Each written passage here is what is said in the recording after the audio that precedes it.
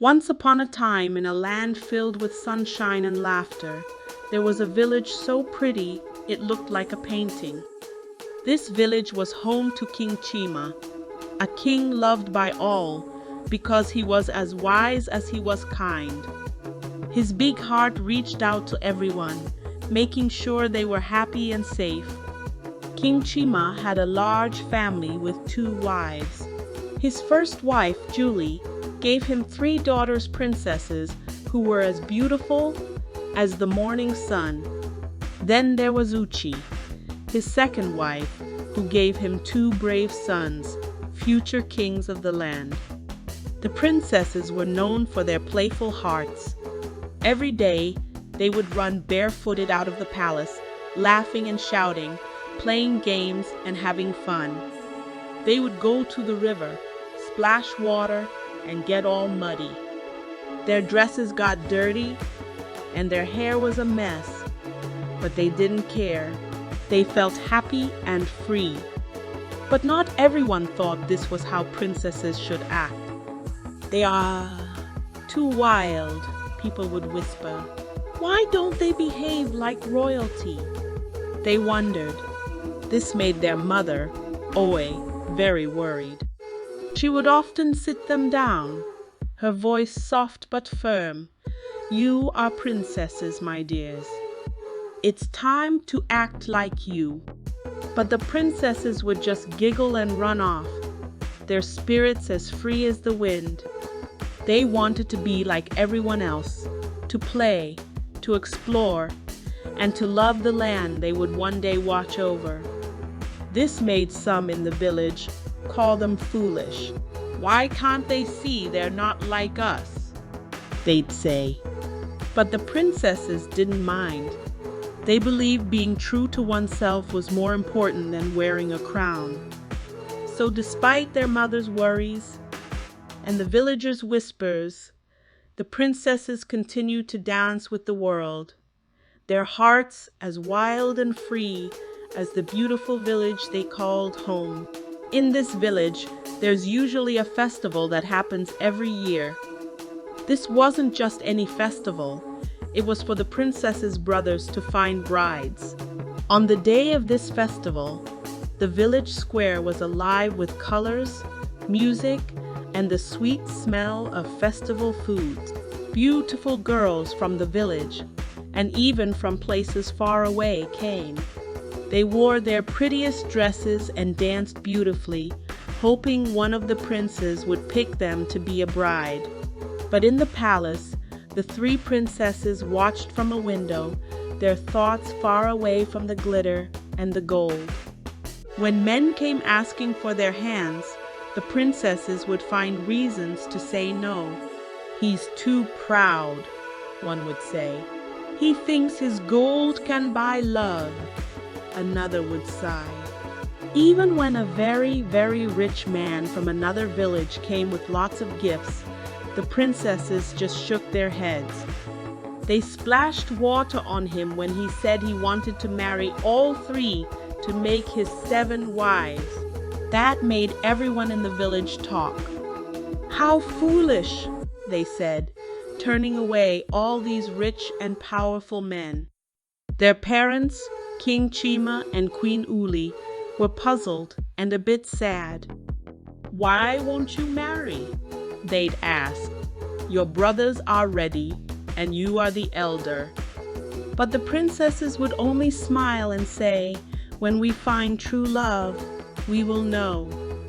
The festival for their brothers was beautiful. Maidens danced and laughed, hoping to catch the prince's eyes. And though the princesses admired the courage of these girls, their hearts longed for something different. They didn't want a love that was found in a day. They wanted a love that understood them, that saw beyond their crowns. As the festival ended and the princesses found their brides, the village talked even more. "What will become of the 3 foolish princesses?" they whispered. But the princesses weren't worried. They believed in their hearts that true love wasn't something you could find in a festival. It was something that found you in its own time and its own way. As the seasons changed and the moon danced its way through the sky, the princesses grew into beautiful young women. They watched the leaves turn from green to gold, thinking about love, about what it meant to them. They saw their brothers happy with their brides, and something stirred in their hearts.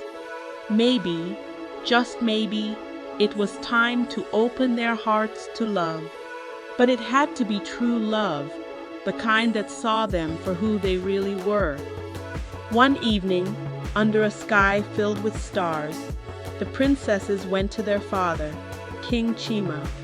They had a request, one that made the king's eyebrows rise in surprise.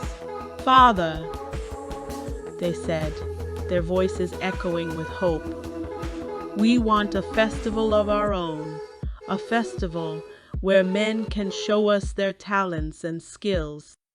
We want to find love, but it must be true love." King Chima looked into their eyes, seeing the earnestness shining back at him. He knew his daughters were different, their spirits free and wild. At first, he thought this was not a part of the tradition of the land, but nevertheless, he thought, maybe this was their way of finding love. So with a nod and a heart full of hope, he agreed. "Let there be a festival," he announced, and the village stirred with excitement once more. Word spread like wildfire, from the corners of the village to lands far away. Suitors prepared to win the hearts of the three princesses. They practiced their skills, polished their talents, and dreamt of love. The village buzzed with anticipation. Tailors sold fine clothes, chefs prepared feasts, and musicians tuned their instruments. This was going to be a festival like no other. The princesses watched as the village transformed. They saw the eagerness in the eyes of the suitors, the joy in the hearts of the villagers. They didn't know what the festival would bring, but they felt a flutter of excitement in their own hearts. Maybe, just maybe, among the jesters, the poets, and the warriors, they would find the ones who could see beyond the crowns, the ones who could see them. As the day of the festival drew near, the air filled with a sense of wonder. The princesses looked at each other, their smiles saying what words could not. They were ready to step into the unknown, ready to find love, but only if it was true. The village waited, the suitors readied themselves, and the stars watched from above. It was the beginning of something magical, something that could change their lives forever. The day of the grand festival arrived, shining bright with the sun's smile. The village square was alive, buzzing like a beehive with excitement. Men from the village and lands far away came, their hearts set on winning the princesses. They came dressed in their finest, muscles gleaming, smiles miles wide, and gifts in hand. Some brought gold, others boasted of their lands, and many showed off their strength and beauty, each hoping to catch the eye of a princess. The princesses watched quietly, their eyes sparkling with mischief. They saw the efforts of the suitors, each trying to outdo the other. But deep in their hearts, they knew that gold and strength were not what they sought. They wanted someone who could see beyond the surface, who could understand their hearts. So as the sun began to dip, casting golden light across the village, the princesses stood before the crowd. "We have a challenge," they announced, their voices clear and strong. "To win our hearts, you must do more than show your wealth or strength. You must guess our real names." A hush fell over the crowd. Names? But who knew the princesses' names? They were known far and wide as the three foolish princesses. Their real names and mystery lost to all. The suitors were stunned. Guess their names? It was a task that seemed impossible. They had prepared to show their might and wealth, not to guess names.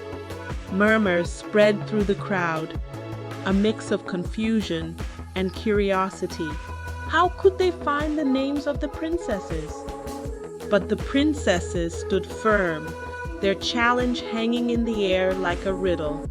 It was a test not of wealth or strength, but of wisdom and patience.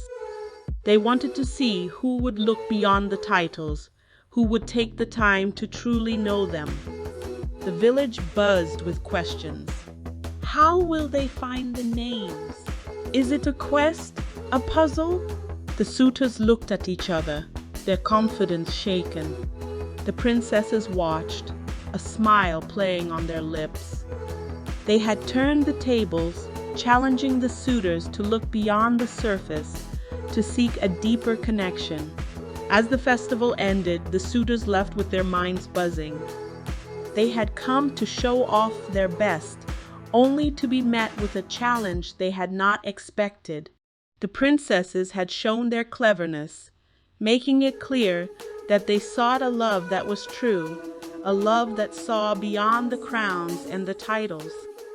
The village whispered of the princesses' test, wondering who, if anyone, could rise to the challenge. It was a story that would be told for days to come, a tale of 3 princesses who sought love in their own unique way. The challenge had been set, and now it was up to the suitors to find the answers.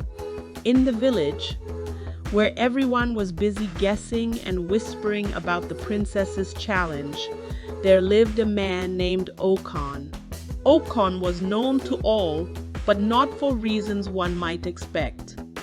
He was the village drunkard, often seen stumbling and mumbling, his days spent in a haze of laughter and wine. Most considered him foolish, a man of no consequence. But beneath the surface, there was more to Okon than met the eye. When Okon heard about the princess's challenge, something stirred within him. He saw what others didn't, a chance, a glimmer of hope. Why not me? He thought. Why can't I win the hearts of the princesses? So, with a determination that surprised even himself, Okon set out on a quest to discover the true names of the 3 princesses. Day after day, Okon followed the princesses, not too close, just a shadow among the trees. He watched them laugh and play, their spirits as free as the birds above.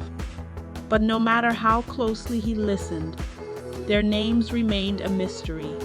They called each other by nicknames. They had a secret language of smiles and glances. One day, fate took a hand. As the princesses wandered near the forest edge, the youngest, full of joy and mischief, didn't see the hidden pit before her. With a gasp and a tumble, she fell in, her laughter turning to cries of fright. "Help!" she cried, her voice echoing through the trees. "Please, someone!" Okon, hidden behind a bush, watched in shock. This was his chance not to win a challenge, but to do something good, something right. But before he could move, he heard the eldest princess shout, "Amma, to the rescue!" And then the middle one, "Leela, I'm coming too!" Okon's eyes widened. Names. The names of the princesses spilled like precious gems. He watched as Amma and Leela worked together, finding a long stick to help their sister. "Hold on, Tina," they called, their voices filled with love and concern. With a heave and a ho, the sisters pulled Tina from the pit, their arms wrapping around her in a tight hug. Okon, hidden still, felt a warmth in his heart. He had found their names, but he had also seen the love they shared, a love that went beyond any challenge. Filled with a new resolve, Okon stepped out from his hiding place, his heart beating like a drum. He knew what he had to do. With a shout that carried across the village, he declared, "I know their names. Amma, Leela, Tina." The village turned in astonishment. Okon, the one they called a fool, had done what none could. He had discovered the secret that lay at the heart of the challenge. It was a moment of triumph, not just for Okon, but for the princesses too. They had found someone who saw beyond the games, someone who had taken the time to truly know them. As the news spread, the village buzzed with excitement. Okon, once the village drunkard, was now the talk of the town. His strategy, born of patience and observation, had revealed the true names of the princesses. It was a story that would be told for generations, a tale of unexpected heroism and the power of looking beyond appearances. The village gathered, eyes wide and whispers loud, as Okon stood before King Chima, the princesses by his side. The air was thick with anticipation. Okon, once thought a mere village drunkard, held the attention of all. "I know the names of your daughters," he declared proudly. "Amma, Leela, Tina." But Okon had one more surprise, a secret that would change everything. "I am not who you think I am," he began, his voice steady and strong. "I am Prince Okon from a neighboring village. I came here not as a fool, but in disguise, to learn the true hearts of your daughters." The village gasped, eyes turning from Okon to the princesses, then back again. The man they had mocked was a prince, wise and cunning, who had seen past the game to the truth beneath. The princesses smiled at Okon, their eyes shining with respect and something deeper, a connection forged in understanding and kindness. They had seen many suitors, men of wealth and strength, but none had sought to know them as Okon had. He had shown wisdom, seen beyond titles and appearances to the heart of who they were. King Chima, moved by Okon's revelation and his daughter's happiness, agreed to the marriages. "You have proven yourself wise and true," he said to Okon, "worthy of my daughters." The weddings were like no other, celebrations that filled the village with music, laughter, and joy. Amma, Leela, and Tina, the three princesses once thought foolish, stood proudly beside Prince Okon, their hearts united in love and respect. As the princesses set off with Prince Okon to begin their new lives, the village was left in a state of wonder. They had judged the princesses and Okon, labeling them foolish without truly seeing their hearts. But the love the princesses and Okon showed, was not about titles or appearances. It was about understanding, respect, and seeing the true worth of a person. The story of the three princesses and Prince Okon became a legend, a tale of wisdom, equality, and the power of love. It was a reminder to all that true nobility comes not from birth or wealth, but from the wisdom of the heart and the courage to see beyond the surface. And so, as the sun set on the village, casting a golden glow over the land, the people whispered of the day's wonders, their hearts filled with a new understanding. The princesses and Prince Okon, now bound by love and wisdom, journeyed forward, their futures bright with promise, leaving behind a village forever changed by the lessons of their tale. I hope you enjoyed the tale. If so, please like the video, share it with your family and friends, comment on it, and don't forget to subscribe to the channel and turn on the notification bell for more enchanting tales like this one. Goodbye.